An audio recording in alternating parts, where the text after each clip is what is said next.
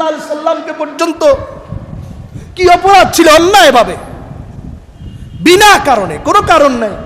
আপনারাই বলেন, আপনাদের বিবেকেই বলেন, রাসূল করিম সাল্লাল্লাহু আলাইহি সাল্লামকে মক্কা থেকে হিজরত করতে হয়েছে, কোনো কারণ আছে কি ভাই? কথা বলেন না, কোনো কারণ আছে? কোনো কারণ কি? রাসূল কারো আঘাত করছেন? আবু জাহেলের বাড়িতে গিয়ে কোনোদিন কোনো ডিস্টার্ব করছেন? উতবা সাহেবাকে ডিস্টার্ব করছেন? কোন ধরনের অন্যায় করছেন? রাসূল বলেছেন কুলু লা ইলাহা ইল্লাল্লাহ, এটা তো আমার অধিকার। কি ভাই, ঠিক না? এটা তো আমার রাইটস। আমরা তো জুমার বয়ানের মধ্যে বয়ান করি, আপনারা আমাদেরকে ডিস্টার্ব করছেন বিগত আমলে, এটা তো আমার অধিকার ছিল, আপনি ডিস্টার্ব করছেন মানে আপনি দুষ্কৃতিকারী। প্রত্যেকের ব্যাপারে এটা আমার অধিকার।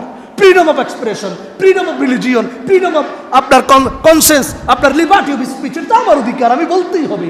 আমাকে দায়িত্ব দেওয়া হয়েছে বলার জন্য। ভালো না লাগলে বলবেন হুজুর আগামী সপ্তাহ থেকে, আগামী মাস থেকে আসবেন না, সেটা আপনাদের অধিকার আছে। কিন্তু আমাকে বসাইছেন, আমাকে কথা বলতেই হবে। ঠিক আছে, আপনারা আমাকে ম্যান্ডেট দিয়েছেন বসার জন্য, দায়িত্বটা আমি আল্লাহর কাছ থেকে নিয়েছি। আমার আল্লাহর কাছে আমি জবাব দিতে হবে। এই খেতাবতের, এই খুতবার কতটুকু দায়িত্ব আমি জনগণের কাছে বুঝি। আমি তো আমার আল্লাহর কাছে দায়বদ্ধ, আমি তো আপনার কাছে দায়বদ্ধ না, আমার আল্লাহর কাছে আমি জিজ্ঞাসিত হতে হবে। রাসূল করিম সাল্লাল্লাহু আলাইহি সাল্লাম কথা বলেছেন, এটা কি তার অপরাধ হয়ে গেল? মানুষকে দাওয়াত দিয়েছেন নামাজের, এটা কি তার অপরাধ হয়ে গেল? আল্লাহ পাক বলেন আল্লাযীনা উখরিজু মিন দিয়ারিহিম বিগাইরি হক, বিনা কারণে রাসূলকে বের করে দেওয়া হয়েছে। অপরাধ কি? ইল্লা ইয়াকুলু রাব্বুনাল্লাহ, একটা অপরাধ হলো আমার রাসূল কেন বলেছেন আমার রব আল্লাহ। বলেন আমার রব কে? রাসূল বলেন না আমার রব লাত, আমার রব উজ্জা, আমার রব সরস্বতী, আমার রব দুর্গা দেবী, আমার দেখ মা কালী দেবী, আমার রব অমুক, আমার রব সরকার। এটা রাসূল বলেননি। রাসূল বলেছেন ইল্লা ইয়াকুলু রাব্বুনাল্লাহ। এটাই তো অপরাধ। এই অপরাধের কারণে রাসূলকে বের করে দেওয়া হয়েছে, সাহাবা একরামকে বের করে দেওয়া হয়েছে। আল্লাহ বলেন এদেরকে বের করে দেওয়ার কারণে আমি আল্লাহ আর সহ্য করতে পারি নাই।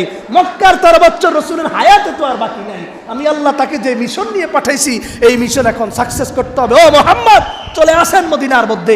মদিনায় চলে আসার পরে আল্লাহ বললেন উযিনা লিল্লাযীনা ইউকাতালুনা বিআন্নাহুম যুলিমু, যাদের উপর জুলুম করা হয়েছে, অন্যায় করা হয়েছে, অবিচার করা হয়েছে, অন্যায়ভাবে তাদেরকে দেশ ত্যাগ করা হয়েছে, সুতরাং তোমাদেরকে আমি অনুমতি দিয়ে দিলাম, যাও তাদের মোকাবেলায় ফাইট করো, সংগ্রাম করো, তাদেরকে দুনিয়া থেকে নিচ্ছিন্ন করে দাও। আল্লাহু আকবার।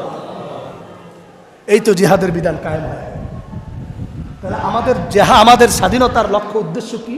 আল্লাহ এই আয়াতে বর্ণনা করেছেন।